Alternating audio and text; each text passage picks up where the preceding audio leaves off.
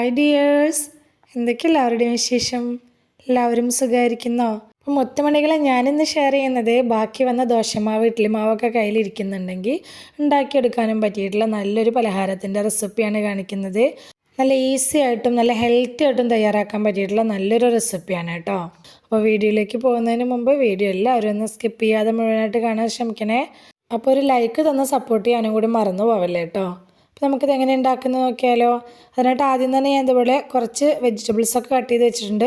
ഒരു മീഡിയം സൈസിലുള്ള സവാള കുനുകുന കട്ട് ചെയ്തതും, ഒരു മീഡിയം സൈസിലുള്ള ക്യാരറ്റ് കുനുകുന കട്ട് ചെയ്തതും, കറിവേപ്പില, ഒരു ചെറിയ കഷ്ണം ഇഞ്ചി, അതുപോലെ തന്നെ എരിവിനായിട്ടുള്ള പച്ചമുളക്, ഇത്രയും നല്ല കുനുകുനാന്ന് കട്ട് ചെയ്തിട്ട് അതെടുത്ത് വെച്ചിട്ടുണ്ട്. പിന്നെ ഞാൻ ഇവിടെ എടുത്തിട്ടുള്ളത് ദോശമാവായിരുന്നു.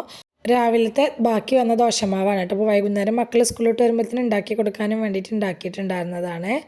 ഇനി ഒരു പാൻ അടുപ്പിലേക്ക് വെച്ച് കൊടുത്തിട്ട് 1.5 ടേബിൾ സ്പൂൺ വെളിച്ചെണ്ണ ഒഴിച്ചു കൊടുത്തിട്ടുണ്ട്. അതിലേക്ക് ഒരു 1/2 ടീസ്പൂണോളം കടുക് ഇട്ട് പൊട്ടിച്ചിട്ടുണ്ട്. കടുക് ഒന്ന് പൊട്ടി വന്ന സമയത്ത് ഞാൻ ഇതിലേക്ക് നമ്മൾ കട്ട് ചെയ്തെടുത്ത് വെച്ചിട്ടുള്ള ഇഞ്ചിയാണ് ചേർത്ത് കൊടുത്തിട്ടുള്ളത്. പക്ഷേ ഈ സമയത്ത് കുറച്ച് ഉഴുന്ന് പരിപ്പാണ് കേട്ടോ ചേർത്ത് കൊടുക്കേണ്ടിണ്ടായിരുന്നത്. ഞാൻ ഉഴുന്ന് ചേർക്കാൻ മറന്നിട്ട് ആദ്യം തന്നെ ഇഞ്ചി ഇട്ട് കൊടുത്തതാണ്. അപ്പോൾ നിങ്ങൾ കടുക് പൊട്ടിയ ശേഷം ഉഴുന്ന് പരിപ്പ് ഇട്ട് കൊടുത്തോളൂ കേട്ടോ.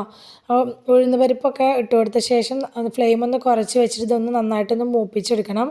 ആ ഉഴുന്നിൻ്റെ കളറൊക്കെ ഒന്ന് ചെറുതായിട്ട് മാറി വരുന്ന സമയത്ത് വേണം നമ്മൾ ഇഞ്ചി ഇട്ട് കൊടുക്കാനായിട്ട് കേട്ടോ. അപ്പോൾ ഞാൻ ഓർമ്മയില്ലാതെ ആദ്യം തന്നെ ഇഞ്ചി ഇട്ട് കൊടുത്തതാണ്. അപ്പോൾ ഒന്ന് മൂത്ത് വന്നിട്ടുണ്ട്. ആ സമയത്ത് ബാക്കി നമ്മൾ കട്ട് ചെയ്ത് വെച്ചിട്ടുള്ള എല്ലാ വെജിറ്റബിൾസും ഇതിലേക്ക് ഇട്ട് കൊടുക്കുക. സവാളയും ക്യാരറ്റ്, അതുപോലെ പച്ചമുളക്, കറിവേപ്പില, ഇത്രയും ഇട്ട് കൊടുക്കുക. എന്നിട്ട് നല്ലപോലെ ഒന്ന് വഴറ്റിയെടുക്കുക. ഇത് ഒരുപാട് നേരിട്ട് വഴറ്റിയിട്ട് അങ്ങനെ ഗോൾഡൻ കളറാക്കുക അങ്ങനെയൊന്നും വേണ്ട കേട്ടോ. ജസ്റ്റ് അതൊന്ന് വാടി കിട്ടിയാൽ മാത്രം മതി. അത്രയും സമയം നമുക്കിതൊന്ന് വഴറ്റി കൊടുക്കുക.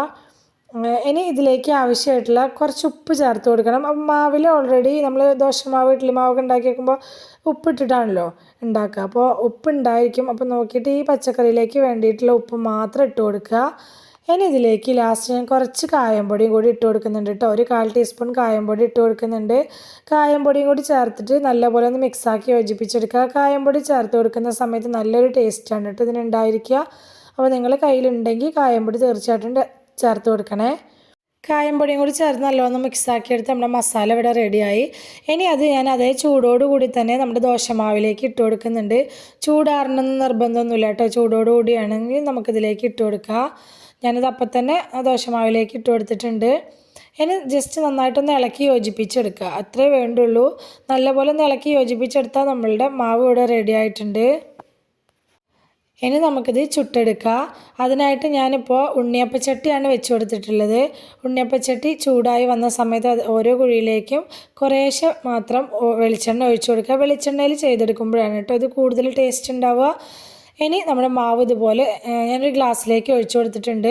ഗ്ലാസ്സിലേക്ക് ഒഴിച്ചു കൊടുത്തിട്ടുണ്ടെങ്കിൽ നമുക്കിതിങ്ങനെ കുഴിയിലേക്ക് പെട്ടെന്ന് തന്നെ ഒഴിച്ചു കൊടുക്കാനായിട്ട് എളുപ്പമുണ്ടായിരിക്കും കേട്ടോ.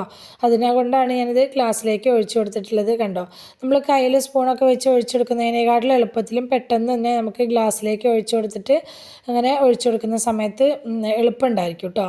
മാവ് ഒഴിച്ചു കൊടുക്കൽ കഴിഞ്ഞാൽ ഫ്ലെയിം കുറച്ച് വെക്കണം, കൂട്ടി വെക്കരുത്. അപ്പം നമ്മുടെ പുറം ഭാഗം നല്ല കളറായി കിട്ടുകയും ചെയ്യും, ഉൾഭാഗം വേവാതെ വരികയും ചെയ്യും കേട്ടോ. അപ്പോൾ അതുകൊണ്ട് ഫ്ലെയിം ഒന്ന് കുറച്ച് വെക്കുക. അടിഭാഗം ഒന്ന് കുക്കായി എന്ന് തോന്നുന്ന സമയത്ത് നമുക്ക് ഇതുപോലെ ഇതൊന്ന് തിരിച്ചിട്ട് കൊടുക്കുക. തിരിച്ചിട്ട് കൊടുക്കുന്ന സമയത്ത് എണ്ണ പോരാന്ന് തോന്നുന്നുണ്ടെങ്കിൽ വീണ്ടും കുറച്ചും കൂടി വെളിച്ചെണ്ണ ഒഴിച്ചു കൊടുക്കുക കേട്ടോ. അപ്പോൾ ഫ്ലെയിം കുറച്ച് തന്നെ വെക്കണം, എന്നാലാണ് ഇത് ശരിയായ രീതിയിൽ നമുക്ക് വെന്ത് കിട്ടുള്ളൂ. ദോശമാവ് ഇഡ്ഡലി മാവൊക്കെ ബാക്കി വരുന്ന സമയത്ത് ഈ ദോശയും ഇഡ്ഡലി തന്നെ വീണ്ടും വീണ്ടും ഉണ്ടാക്കാതെ ഇതുപോലെയൊക്കെ ഉണ്ടാക്കി നോക്കാത്തവരുണ്ടെങ്കിൽ ഒന്ന് ട്രൈ ചെയ്ത് നോക്കി കേട്ടോ.